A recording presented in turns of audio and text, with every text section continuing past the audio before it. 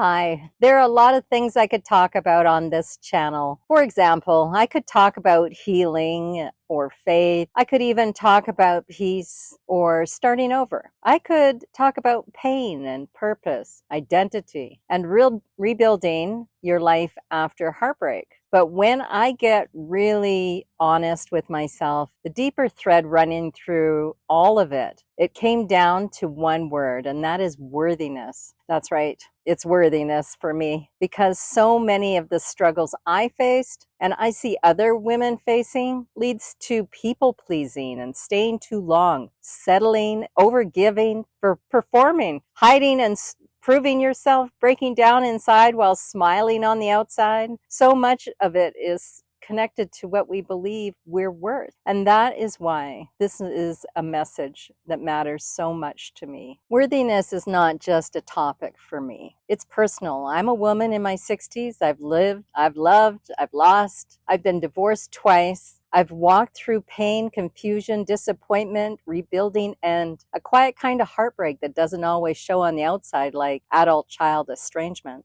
And when you've lived long enough, you start to see the patterns. You start to realize that many women are carrying wounds they had never had words for. They may call it stress and exhaustion. They may call it anxiety, fear, or self-doubt. But underneath, a lot of it is this aching question: am I good enough? Do I matter? Do I have value if life didn't go the way I thought it would? Am I still worthy if I've been rejected, betrayed, abandoned, overlooked, or broken? These questions show up in marriages. They show up in motherhood. And they show up in friendships, careers, aging, ministry, creativity, and everyday decisions. And I think many women have spent years trying to answer these types of questions with the wrong measuring stick. That's why this message became my mission. Not because I've lived a perfect life, far from it, but because I know what it is to wrestle, and I know what it is to keep searching for the solid ground.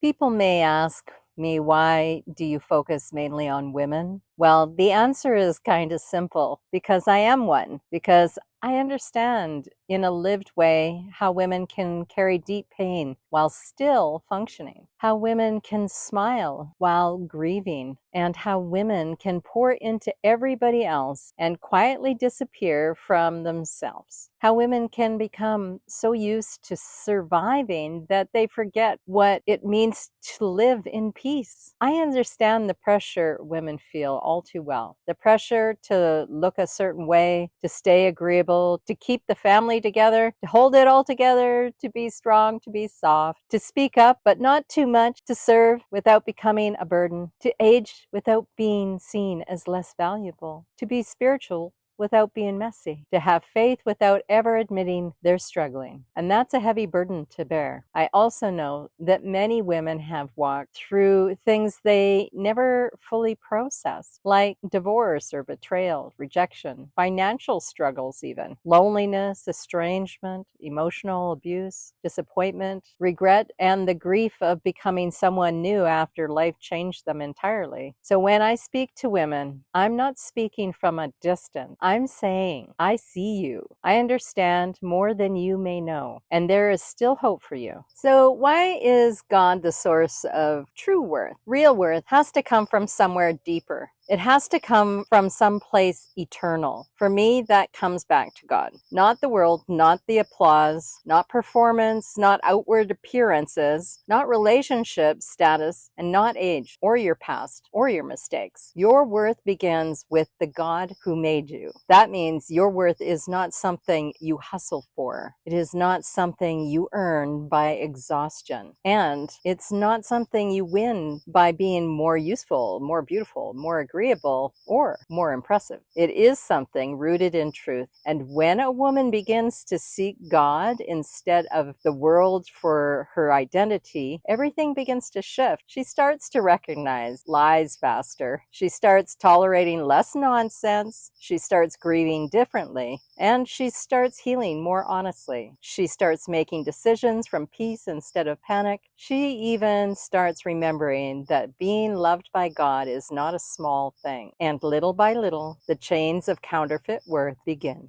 to break. You may wonder why the world gets worth so wrong. Well, the world has a lot to say about worth. The world says your worth comes from how attractive you are and how productive you are, how successful or how desired you are, how much money do you make, how many people approve of you, how impressive your life looks from the outside. The world says, prove yourself, perform, compare, compete, curate, achieve, be chosen, be admired, be enough by doing more.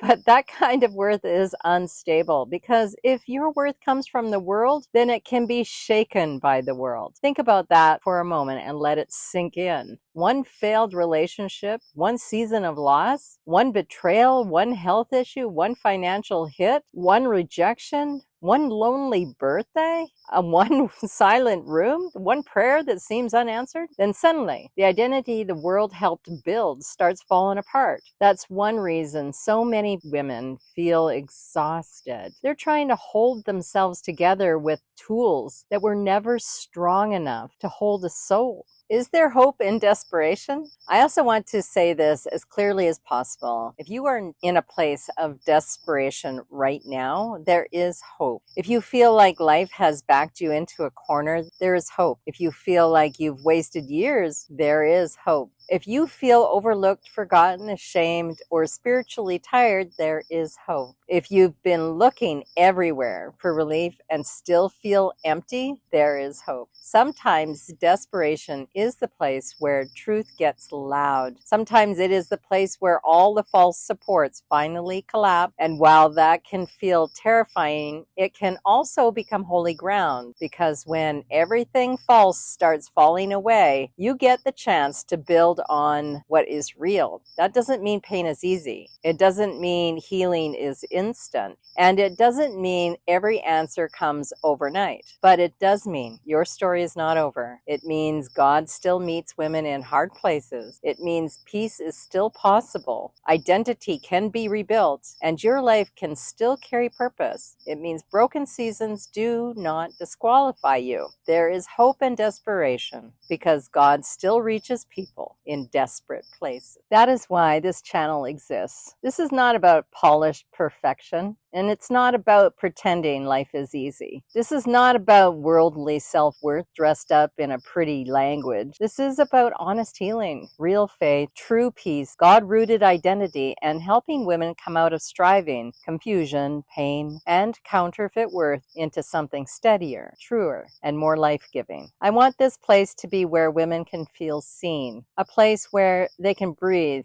a place where they can renew their minds, a place where they can remember that their worth is not gone just because life got hard. So if you've been feeling lost, if you've been carrying pain quietly, if you've been measuring yourself by the wrong standards, if you've been searching for peace in a noisy world, I want you to know this: you are not without hope, you are not too far gone, and you are not disqualified. And your worth was never meant to be decided by this world in the first place. My prayer is that this channel helps women come back to truth, back to peace, and back to God, back to the kind of worth that doesn't crumble every time life gets hard. And if that is something your heart has been hungry for, then you are in the right place. So welcome. And if this is your kind of conversation, I'd love to have you like and subscribe, and also come join me in the school community where we can keep growing in peace, worth, and faith together. You can see the links in the bio.